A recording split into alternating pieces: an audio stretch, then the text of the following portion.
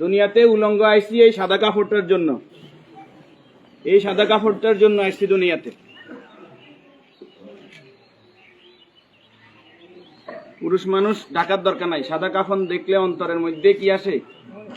একটু ভয় আসে, এটা মনে রাখবেন। পুরুষের ঢাকার দরকার নাই, মহিলাদেরকে এভাবে উপর দিয়ে ঢেকে দিতে হয়। মরণের হরে জীবিত থাকতে দরকার নাই, কি কন? আমার মেয়ে, আমার স্ত্রী, আমার বোন, আমার মা বেপরদায় চলে, আমরা হইলাম দায়ুস। ওই পুরুষ দায়ুস যে তার স্ত্রী সন্তানকে পর্দা করায় না। আপনি থাকতে আপনার স্ত্রী কিভাবে ফেরিওয়ালার সামনে যায় আলু ফ্রাইস কিনে? আপনি দেশে থাকতে, আপনি এলাকা থাকতে আপনার স্ত্রী কিভাবে মার্কেটিং করে যায়, এভাবে বাজার সদাই করে? আপনি পুরুষ কেন পর্দার ব্যাপারে সচেতন নয়? আপনার উপযুক্ত মেয়ে ওড়না ছাড়া ঘর থেকে বের হয় কিভাবে? আপনার মেয়ে, আমার মেয়ে কিভাবে পায়জামা টাকনুর উপরে পরে? আমার ছেলে কিভাবে পায়জামা টাকনুর নিচে পরে? আমার টাকা দিয়ে আমার ছেলে সিগারেট খায়, আমার টাকা দিয়ে, আমার টাকার এমবি খরচ করে আমার ছেলে মেয়ে ঘরের মধ্যে গান বাজনা করে। আপনি পুরুষ উদাসীন, আপনার খবর নাই। খোদার কসম, দায়ুস ওই পুরুষ যে পুরুষ তার পরিবারকে দিন শিক্ষা দেয় না, কোরআন শিক্ষা দেয় না, পর্দার কথা বলে না। আর দায়ুস জাহান্নামে যাবে। এই দুনিয়াতে আসছে সাদা কাপড়টার জন্য, শুধু এই সাদা কাপড়টা অ্যারেস্ট করার জন্য। কিন্তু এই সাদা কাপড়টাও নিজের টাকায় কিনা হয়, নিজের টাকায় কিনা হয় না, আত্মীয় স্বজন কেউ না কেউ। আমরা অনেক সময় শুনছি যে 3.5 হাতের মালিক ছাড়া আমি ন, আমি নিজে 8-10টা কবর এইভাবে দিছি যে উনি যে জায়গা দেখাই গেছে এই জায়গায় কবর দিন আর জায়গা দিছি আমাদের বাড়িতে। কথা কি বুঝতে পারছেন? উনি যে জায়গা দেখাই গেছে ওই জায়গায় দিতে পারি নাই বিভিন্ন কারণে। ওই জায়গার মধ্যে হয়তো পুরান কবর পড়ছে, অথবা ওই জায়গার মধ্যে খাদ গর্ত বেশি, পানি হয়ে গেছে।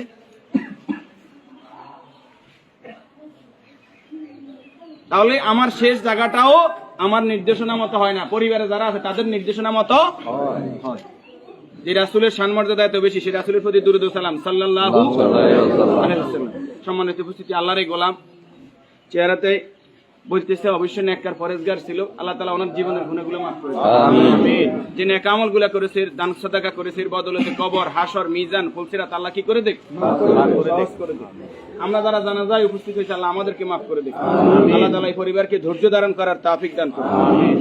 40 জন জানাজাতে কাদেরকে উপস্থিত করাইবেন? আমাদের কত বলবো, বলতে আর বলতে মনে চায় না। সব জানেন কিন্তু আমল নাই। আপনি জানেন যে আত্মীয়তার সম্পর্ক নষ্টকারী জাহান্নামে যাবে, আপনি নিজেই সেই সম্পর্কটা বারবার নষ্ট করেন। আপনি জানেন যে আগে সালাম দিতে হবে, আপনি সালাম দেন না। আপনি জানেন যে নিজের জন্য যেটা ভালো মনে করি অপরের জন্য সেটা ভালো মনে না করলে আমি ইমানদার নয়।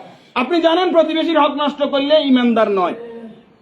কই নাই, সব শুধু জানি, আমল করি না। আমাদের মাঝ থেকে আমলটা দূরে সরে গেছে।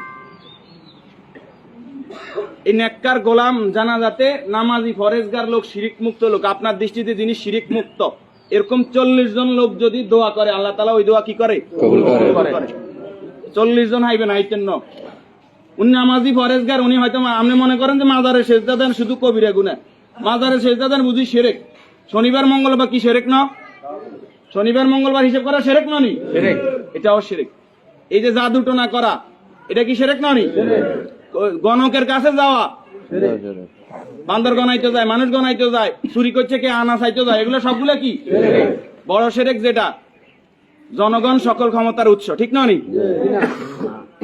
জনগণ সকল ক্ষমতার উৎস, সকল ক্ষমতার মালিক কে? তো যেই দল, যেই সংগঠন, যেই রাজনীতি আমাকে বলে জনগণ সকল ক্ষমতার উৎস, এই রাজনীতি করা কি শিরক না? এই জিনিসটা কেন বুঝি না আমরা?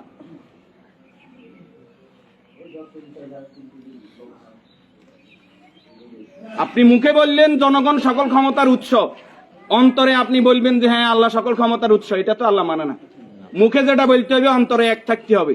তাহলে সকল ক্ষমতার মালিক কে? আল্লাহ। আর যারা রাষ্ট্র ক্ষমতায় গিয়ে, একজন মুমিন ইসলামী রাষ্ট্র ব্যবস্থার বাইরে যাওয়ার কোনো সুযোগ নাই।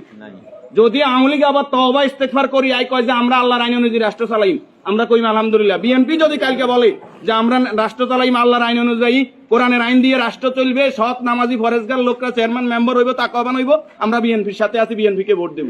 যদি জামাত ইসলামী বলে আমরা আল্লাহর আইন দিয়ে রাষ্ট্র চালাইবো, কোরআন চালাইবো, দেশ তাকওয়ার ভিত্তিতে চলবে, রাসূল যেভাবে চালাইবে আমরা তাদেরকে ভোট দিব। যদি চরমরাই বলে তাদেরকে ভোট দিব। আমাদের ব্যক্তিগত কারো কোনো আরস নাই। আমরা এই জমিন আল্লাহর, এই জমিনে আইন চলবে কার? এবার যেই আসুক এই তকমা নিয়ে আমরা তাদের সাথে আছি। রাজি আছেন? আল্লাহ তাআলা আমাদেরকে কবুল করুক। সম্মানিত উপস্থিতি, এই মুহূর্তে